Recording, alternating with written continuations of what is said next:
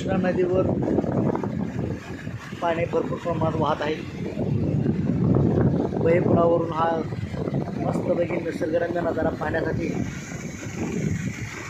रामलिंग बेटावरती जी परिस्थिती अशी आहे अंधारातून की रामलिंगा बेट जाणारा रस्ता पूर्णतः जलमय झालेला असून रामलिंगावरचं दर्शन घेणाऱ्याला सध्या जाता येत नाही। श्रावण महिना संपला त्यामुळे पाऊस भरपूर झालेला आहे।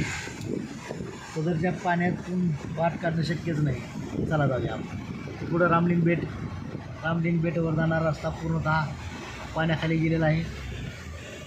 साहजिकच कृष्णा नदीला पाण्याचा प्रवाह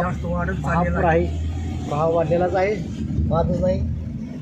इकडची बहिरपुळावरती जी रेसॉर्ट होते सगळे पाण्याखाली गेलेले आहेत। नक्कीच मला पाणी पाहण्यासाठी आले त्याच्या नावासुद्धा पाणी पाहायला आले।